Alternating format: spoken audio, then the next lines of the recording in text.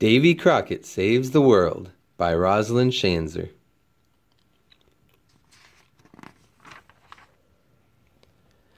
I reckon by now you've heard of Davy Crockett, the greatest woodsman who ever lived.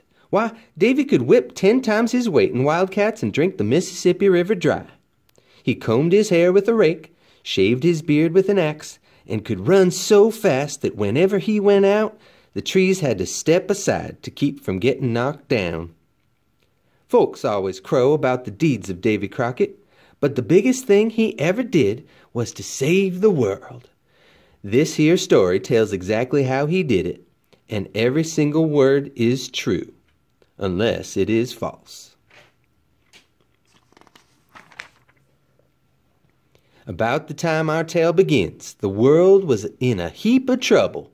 Away past the clouds and far beyond all the stars and planets in outer space, scientists with telescopes had discovered the biggest, baddest ball of fire and ice and brimstone ever to light up the heavens.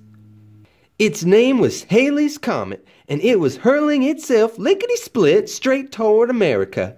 Why, its tail alone was 2 million miles long. If it were to hit the earth, everyone would be blown to smithereens. The President of the United States started getting big piles of letters telling him to stop Halleys Comet before it was too late. He made a law telling the comet it couldn't crash into the earth, but the comet paid no attention. It just kept speeding toward America and growing bigger every day. Finally, the President had an idea. He had heard of a brave man named Davy Crockett, who lived somewhere in the mountains far away. He put an advertisement in all the newspapers in America that said, "Wanted by the President of the United States, Davy Crockett, to pull the tail off of Halleys Comet." Meanwhile, Davy Crockett didn't know a thing about any comet. He had no idea that the earth was even in danger. Davy was off in the forest with his pet bear, Death Hug. He was teaching himself to dance so that he could impress a real purty gal named Sally Sugartree, who could dance a hole through a double oak floor. He was not reading any newspapers. It took 2 whole weeks, but once Davy had learned all the latest dances, he combed his hair nice and slow with his rake, shaved his face real careful-like with his axe, and sauntered off toward Sally Sugartree's cabin just as easy as you please. All this time, of course, Halleys Comet was getting closer and closer to the earth and moving faster by the minute.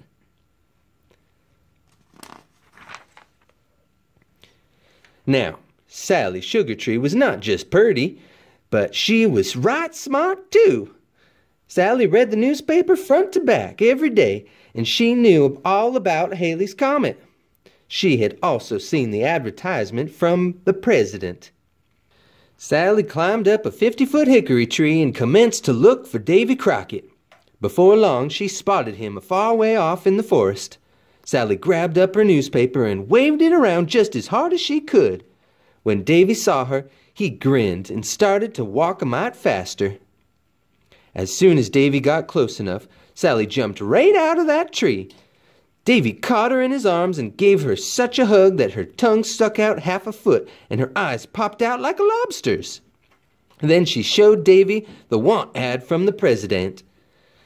Davy still didn't know what Halleys Comet was, but if the President of the United States wanted to see him, he would waste no time getting to Washington. He bridled up Death Hug and set out like a high-powered hurricane. He could dance with Sally later.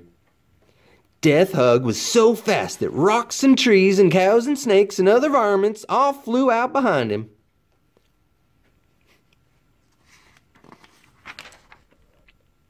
By the time they reached the White House, Halleys Comet was getting so close that there wasn't a minute to lose. The President told Davy to climb the highest mountain he could find right away and to wring that comet's tail off before it could destroy the earth. The President posed with Davy for pictures and pretended to look calm. Davy combed his hair with his rake, rolled up his sleeves, and ate a big plate full of pickled rattlesnake brains fried by lightning to give him energy. Then he commenced to climb all the way to the top of Eagle Eye Peak in the Great Smoky Mountains. Eagle Eye Peak was so high you could see every state and river and mountain in a whole geography book. You could also look away far off into outer space. By the time Davy reached the top, it was night.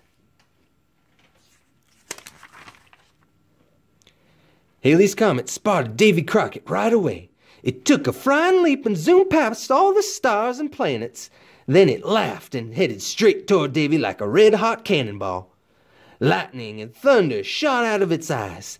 So many sparks flew out of its tail that, even though it was night, the entire countryside lit up and all the roosters set to crowing.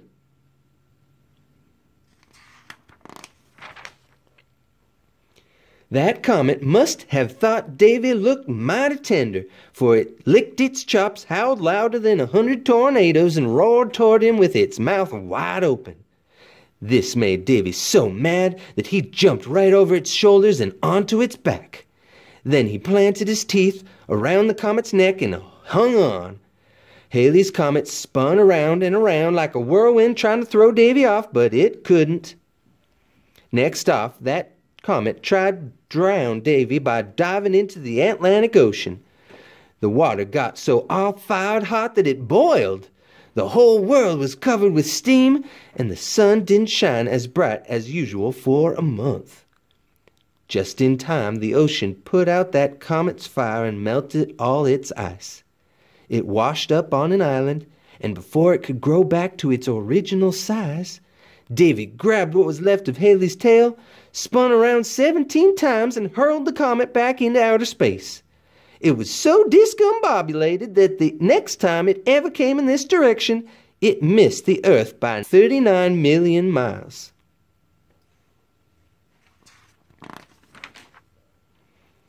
That's how Davy Crockett saved the world. In fact, he did such a good job that there was a huge parade in his honor. He got to marry Sally Sugartree, and he was even elected to Congress. Of course, that infernal fireball singed the hair right off Davy's head. A whole new crop grew back in tufts like grass and kept in such a snarl that he couldn't even comb it without breaking his rake. And that's why, these days, Davy Crockett always wears a coonskin cap.